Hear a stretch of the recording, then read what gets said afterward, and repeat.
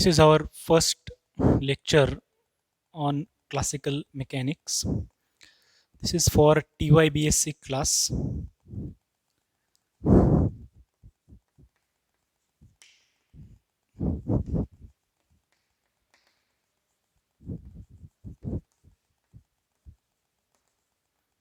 Our subject code is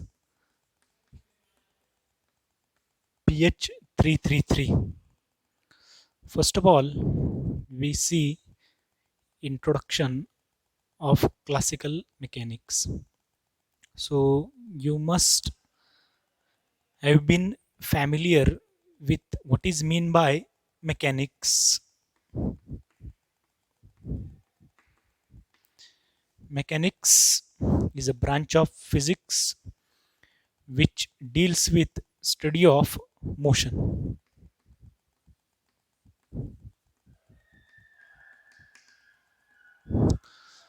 Study of motion, generally there are variety type of mechanics, like the one is classical mechanics, next one is quantum mechanics, statistical mechanics, and relativity.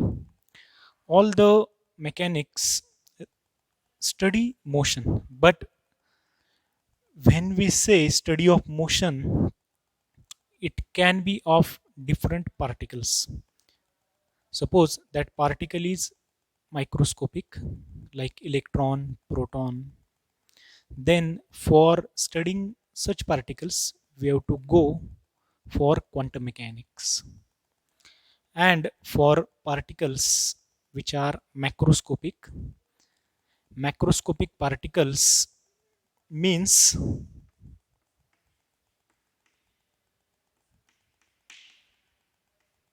the particles which can be viewed from our naked eye. Okay, like this chalk, duster, or stones, cricket ball. Okay, the particles which can we see with our naked eye, such particles are known as macroscopic particles. So for studying motion of macroscopic particles with their velocity is very less than velocity of light, then motion of such objects are studied under classical mechanics. Okay, so we are going to study motion of macroscopic particles, means the particles which can be viewed with our naked eye, and their velocity is much less than velocity of light. So classical mechanics deals with study of only those type of particles. Okay, so in this course there are 5 chapters. So here we start with chapter first, that is system of mechanics of system of particles.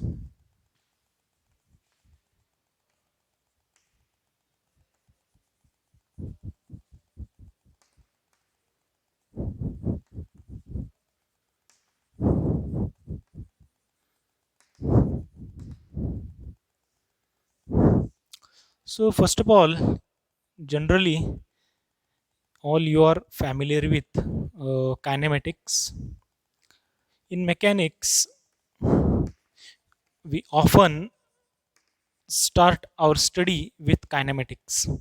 So in kinematics, those are related or limited for constant acceleration cases, and all you are familiar with kinematical equations. Okay, so kinematical equations are like x is equal to uxt plus 1 half ax t square.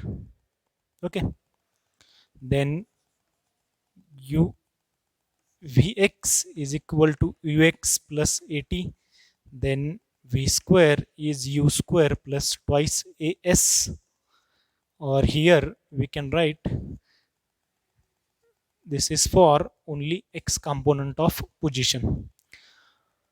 So all the dynamics is study of dynamical variables and their relations. Okay, so here dynamical variables are x means position, ux means component of velocity, x component of velocity, t is time, ax x component of acceleration. So this is position, velocity, acceleration. In the dynamics, we are getting equations oftenly in terms of these dynamical variables, and you know how to use these kinematical equations and how to predict what will be the velocity of particle after some time when that particle starts its motion, what will be the velocity, what will be its position after some time t, that we can predict from this kinematical equation. And then comes next branch of physics, which is dynamics.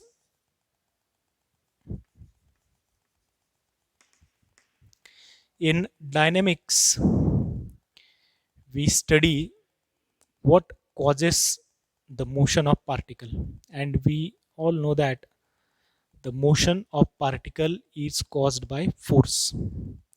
So in dynamics, again the relationship between position, velocity and acceleration, and in dynamics there is no such thing as constant acceleration, and while there are certain cases arises, in those cases constant acceleration can be present, but in dynamics there are some situations in which this constant acceleration case is not valid.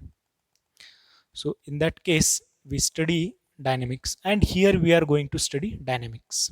Okay, so in this chapter our first subtopic is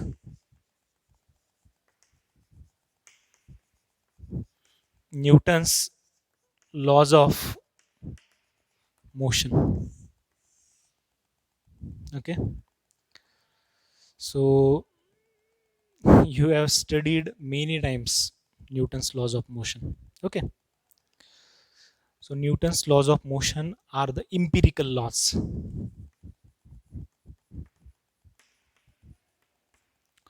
Empirical laws means Newton's laws of motion cannot be deduced theoretically from any expression. So Newton's laws of motion are product of experimental synthesis, means we are performing experiments and we can check their validity and we can verify those laws. So such laws are known as empirical laws. Okay, so there are three Newton's laws of motion. First one, Newton's first law of motion, is very basic law of motion. So its statement is, you have heard many times, I'm sure that Newton's first law of motion is every body continues to its state of motion or its state of rest unless and until it is acted upon by some external force. So that is the very simple statement for Newton's first law of motion. Okay, every body continues to its state of rest. State of rest means what? The dynamical variables associated with those bodies does not change with respect to time. Okay, like if you put this board at its position, we are not going to move this board, then this is the state of rest. Okay, so if we came here after 100 years, and this board, none, then again after 100 years this board does not change its position. I mean, if we kept our condition that no one is going to move that board from its place. Okay. So it means when there is no force, there is no motion. Okay. As simple as that. If there is no force, there is no motion. And next statement is uniform motion. Now, what is mean by uniform motion? It means that the dynamical variables associated with those particles are changing, but with constant acceleration. Okay. Now we know that acceleration is rate of change of velocity. So acceleration is constant. Acceleration is constant. Okay. It means its velocity is increasing with certain values. Now, if acceleration is zero,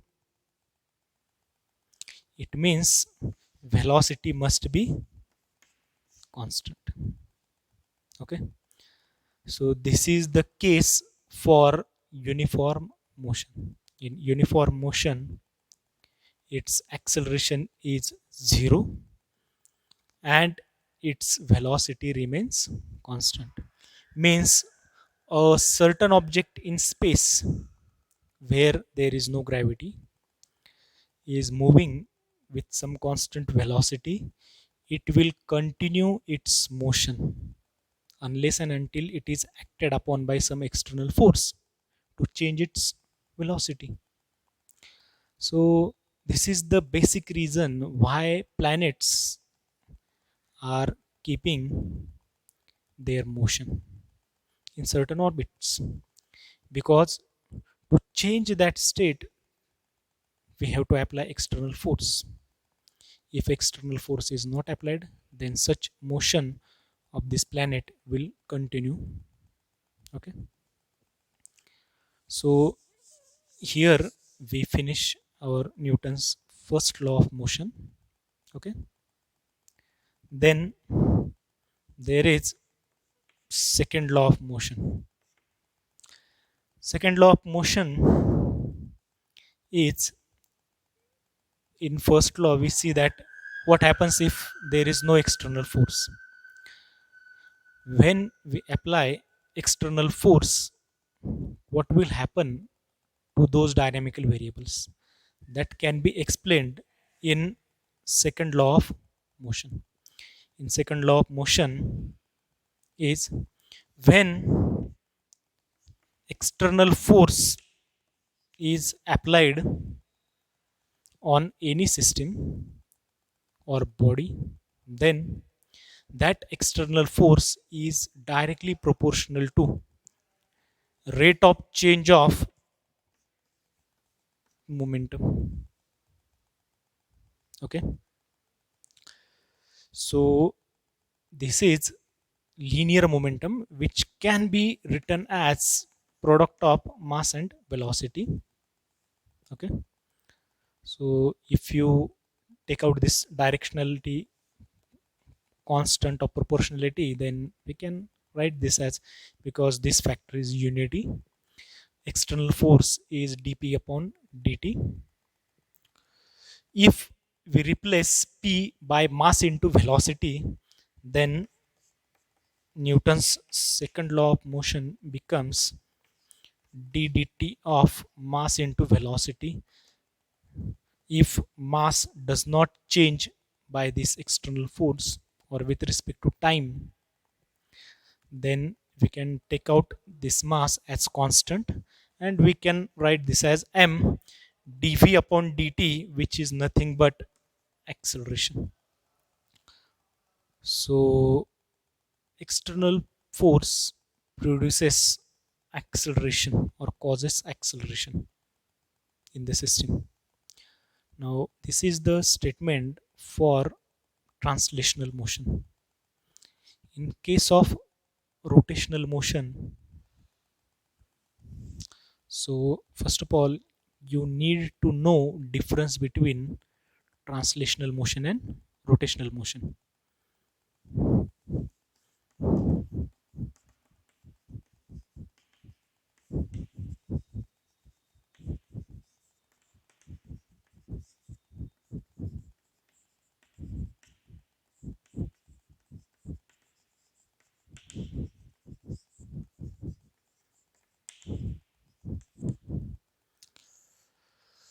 This is the question whose answer I want from you. Okay, so write down this question, difference between translational motion and rotational motion. And for our next lecture, be prepared with this answer. Okay, so in case of rotational motion, external force will be replaced by external torque, and that is proportional to, like this, rate of change of angular momentum. Okay, so again, if we take constant of proportionality as unity, then you can write this as, then angular momentum can be written as I into omega, where I is moment of inertia, omega angular velocity. If we put this in this equation, we get tau external as d dt of omega, and this is nothing but angular acceleration. So here we see external force is mass into acceleration for translational, and for rotational external torque is I into alpha. So those are the equivalence of quantities, dynamical variables in translational motion and rotational motion. So here in first law of motion, we know that a body continues its state. So that property is known as its inertia. Inertia means any body does not accept any change in its state of motion. So it opposes that change, which is known as inertia. And last one, Newton's third law of motion. So basically, statement of Newton's third law of motion is very simple. For every action, there is equal and opposite reaction. So basically, action reaction means those are the forces. Means for any system, we if we apply external force, okay. So if that external force is action force, that action force is applied by external body. In that case, that body opposes that force and producing a force which is equal and opposite to this external force, and that force is known as reaction force. Reaction force is exerted by that body opposite to external force on the system, which is applying force on that body. Okay, so this is very complicated type of situation. Okay, it is not very easy to understand. All these Newton's laws of motion are easy to remember but difficult to apply. Okay, so we are going to see in next section how to apply Newton's laws of motion. In third Newton's third law of motion, we see that